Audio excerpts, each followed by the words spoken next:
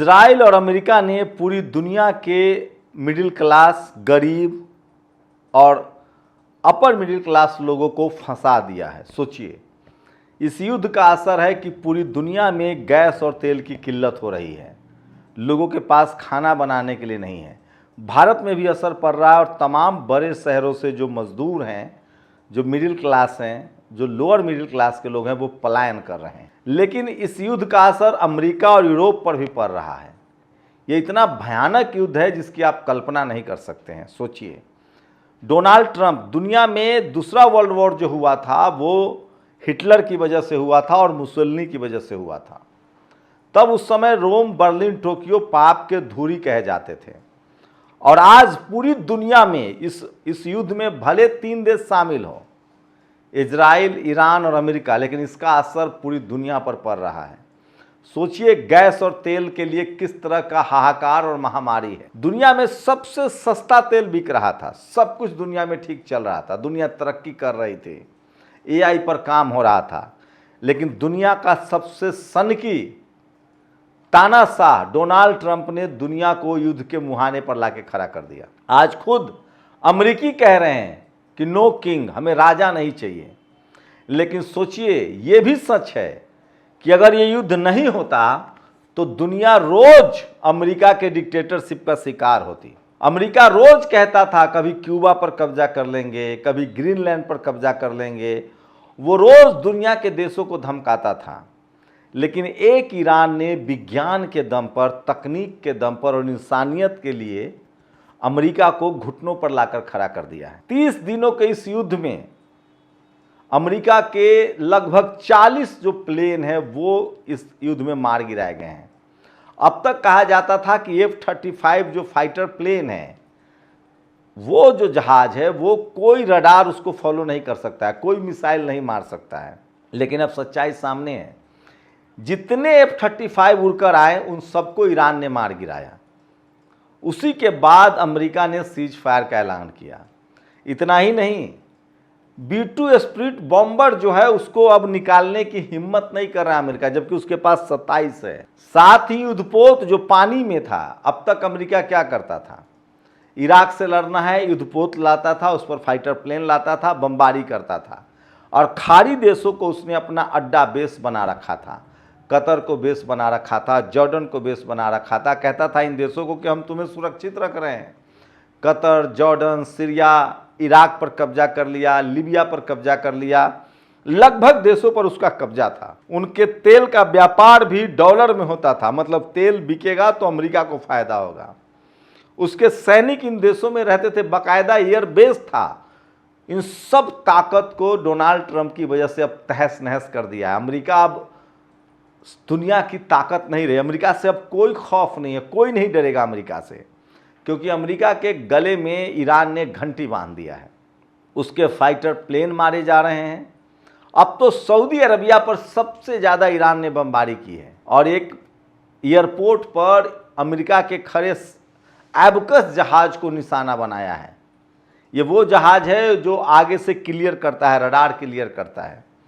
तो सोचिए, अमेरिका की ताकत का चूरमा बन गया है, पीस दिया है एकदम से ईरान ने। अब उसकी कोई ताकत ही नहीं रही। और उसका जो तरीका, अब दुनिया का कोई भी देश अमेरिकी फाइटर प्लेन नहीं खरीदेगा, वो मिसाइल बनाएगा और मिसाइल खरीदेगा। दुनिया का कोई देश अब युद्धपोत नहीं खरीदेगा, वो मिसाइल बनाएगा। अब दुनिया को ईरान ने सिखा दिया कि अब असली युद्ध ड्रोन से और मिसाइल से होंगे। आपको तेल डालकर, पायलट की जिंदगी खतरे में डालकर उड़ने की जरूरत ही नहीं है। जो काम फाइटर प्लेन करता है वो काम मिसाइल करेगा। आप जहां बैठकर मिसाइल दाग सकते हैं, बस शर्त यह है कि आपके पास लोकेशन हो, रियल टाइम आपके पास ऑब्जेक्ट का लोकेशन हो, डिस्टेंस पता हो। बस जिसके पास सैटेलाइट है और जिसके पास मिसाइल है वही अब युद्ध जीतेगा।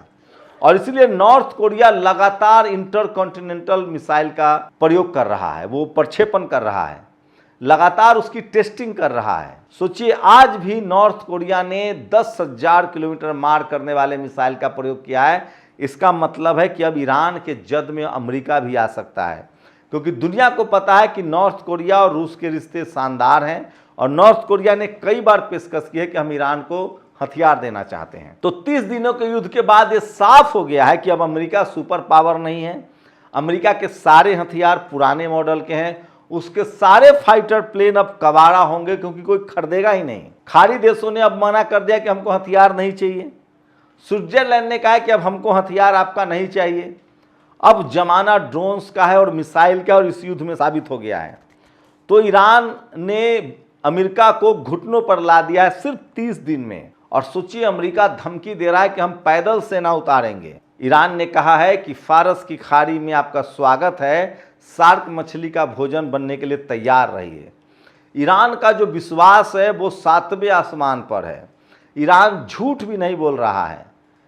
खामनेई की शहादत के बाद, लारिजानी मरने के बाद भी ईरान अब इस युद्ध से पीछे होने के लिए तैयार नहीं, और उसके पास 10 साल तक लगातार लड़ने का और रोज 200 से 500 मिसाइल दागने की क्षमता है। ईरान कह रहा है अमेरिका के जवानों को मारा जा रहा है। जितने खाड़ी देशों में अमेरिकी अड्डे हैं वो सब 30 दिन में स्वाहा हो गए हैं। कहाँ गई अमेरिका की ताकत? वो युद्धपोत उस पर हमले हो रहे हैं। 3 बड़े युद्धपोत पर हमले हुए हैं, अब्राहम लिंकन, जेराल्ड और बुश पर।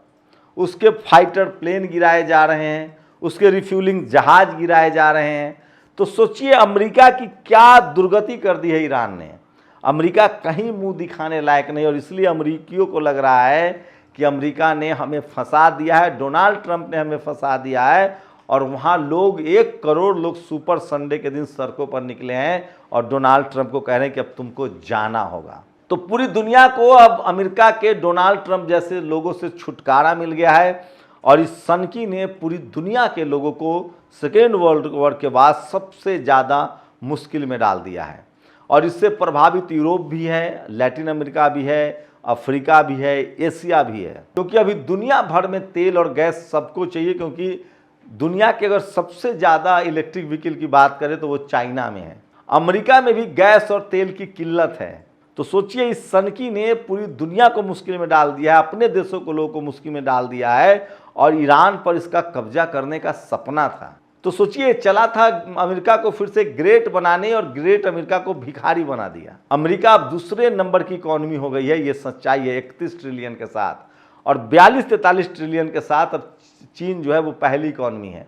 अब दुनिया भर में तेल का बड़ा रूस और ईरान ने साफ कहा है कि हम तेल का कारोबार अब डॉलर में नहीं करेंगे, युआन में करेंगे, हम अपनी करेंसी में करेंगे। तो इस युद्ध में अमेरिका पूरी तरह से अलग थलग पड़ गया है, बर्बाद हो गया है, लाचार हो गया है, बेबस हो गया है। वो दुनिया भर के देशों से मदद मांग रहा है। यूरोप ने साफ कह दिया ये हमारी लड़ाई नहीं है। तो सोचिए अमेरिका की क्या हालत होगी 30 दिन में। हाँ, एक काम अमेरिका ने जरूर किया है इजराइल के साथ मिलकर।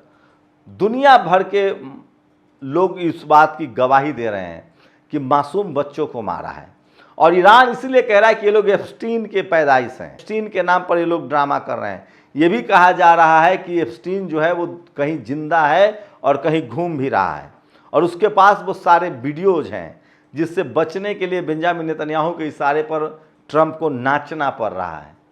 कितनी सच्चाई है तो आने वाले समय में साफ हो जाएगा, लेकिन ये तय है कि 30 दिनों के युद्ध में ईरान ने जहां खुद की आज़ादी पा ली है, उस पर से सारी बंदिशें खत्म हो गई है।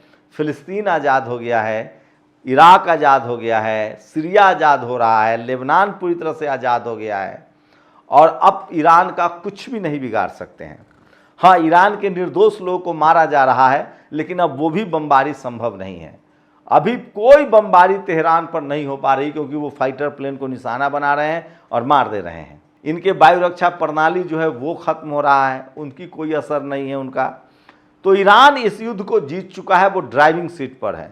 अब तैयारी अगले फेज की है उसकी। अब तेल पर पूरा कंट्रोल है उसका, खाड़ी देशों पर भी उसका पूरा कंट्रोल रहेगा, और धीरे धीरे ही सही खाड़ी देश अब ईरान के साथ खड़े होने लगे। उनको पता है कि अमेरिका के जब इस हालत कर दिए ईरान ने, ये दुर्गति कर दी है। शुरू में कहा 7 दिन में हमला करेंगे, 8 दिन में करेंगे, 10 दिन में करेंगे, 1 महीना हो गया है। कतर ने पहले सरेंडर कर दिया। सऊदी अरबिया का भी झुकाव जो है वो अब ईरान की तरफ है। उसको पता चल गया है कि ईरान के साथ जाने में हमें फ़ायदा है, अमेरिका से कोई फ़ायदा नहीं। अमेरिका खुद अपनी सुरक्षा नहीं कर पा रहा है। जितने अमेरिकी अड्डे थे, जितने अमेरिकी, सबसे ज़्यादा अमेरिकी सैनिक मारे गए हैं खाड़ी देशों में। रही बात इजराइल की, तो इजराइल की तो 2 रुपए की हैसियत नहीं रह गई है। सोचिए, इजराइल पर चारों तरफ से बमबारी हो रही है, हिजबुल्ला मिसाइल गिरा रहा है, हमास उसके सैनिकों को फिलिस्तीन में मार रहा है, हूती उस पर हमला कर रहा है जो यमन के लड़ाके हैं, और ईरान तो ऐसे मिसाइलों की बारिश कर रहा है जैसे दीपावली मना रहा हो। आखिर इस सब के लिए जिम्मेदार कौन है? इसकी शुरुआत किसने की? ये सबसे बड़ा सवाल है। लेकिन दुनिया को इसकी कीमत चुकानी पड़ रही है। लोग लिख रहे हैं कि इन 2 बूढ़ों ने 21वीं सदी के युवाओं की जिंदगी मुश्किल में डाल दी है। सोचिए, अगर इंटरनेट के वायर कट जाए तब क्या होगा? दुनिया में हाहाकार मच जाएगा, जो हॉर्मुज स्ट्रीट से निकल के आ रहे हैं। तो अब ईरान के पास पूरा आसमान है, ईरान का अपना तेल पर कंट्रोल है, और अब वो चाहे तो दुनिया के किसी भी देश से तेल बेच सकता है, क्योंकि ज़रूरतमंद लोगों को तेल खरीदना पड़ेगा। खाड़ी देशों को अपने प्लांट फिर से खड़ा करने में समय लगेगा। और सोचिए, तेल और गैस की किल्लत क्यों हुई? ईरान जब लगातार मिसाइल दाग रहा था तो पहला हमला जो रिफाइनरी पर है वो इजराइल ने किया। तब उसके बदले में ईरान ने खाड़ी देशों के रिफाइनरी पर हमला किया या गैस के प्लांट्स को उड़ाए हैं। फिर जब उसके पावर प्लांट पर हमला हुआ तब उसने फिर पावर प्लांट उड़ाए हैं इजराइल के। जब उसके न्यूक्लियर पर हमला हुआ तब उसने न्यूक्लियर पर हमला किया है। जब उसके बैंक पर हमला हुआ तब उसने बैंक पर हमला किया है। तो इस 30 दिन के युद्ध में ईरान ने साबित कर दिया है कि वो युद्ध की नैतिकता को भी मान रहा है। लेकिन वही इजराइल और अमेरिका ने सारे नियम की धज्जियां उड़ा दी हैं। सारे पत्रकार, दुनिया भर के रिपोर्ट्स कह रही है कि जिनेवा संधि या फिर यूनाइटेड नेशन का जो चार्टर है, युद्ध का जो तरीका है, स्कूल पर, अस्पताल पर, आम लोगों पर बम नहीं गिराएंगे, पत्रकारों को नहीं मारेंगे। सबसे ज़्यादा 253 पत्रकारों की हत्या अब तक इजराइल ने की है पिछले 1-2 सालों में, जब से फिलिस्तीन वॉर शुरू हुआ है। तो सोचिए, दुनिया के सबसे बड़े अहंकारी राष्ट्रपति डोनाल्ड ट्रंप घुटनों पर है, लोग उसके खिलाफ सड़कों पर हैं।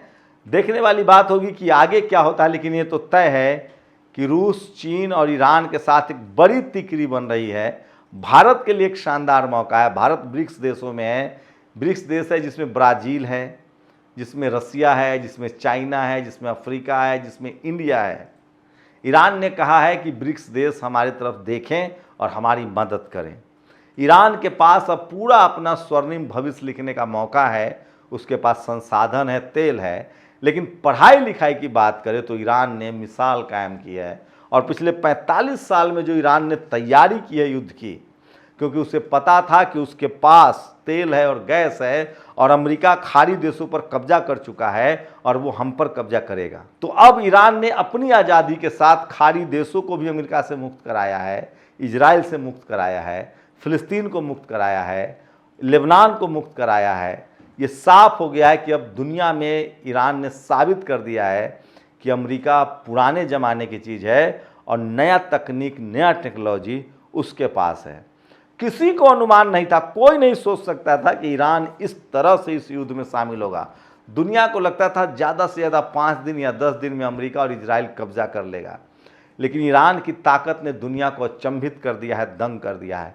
ईरान के जितने मिसाइल प्रोजेक्ट हैं, जितने उसके परमाणु प्रोजेक्ट हैं, सब 200-300 मीटर सुरंग में हैं, और सुरंग के ऊपर 500-1000 फीट की ऊंचाई वाले पहाड़ हैं। वहाँ बम पहुँचना मुश्किल है, और उस पर भी विडंबनाएं है कि कोई भी फाइटर प्लेन को मार गिराने की क्षमता ईरान के पास है।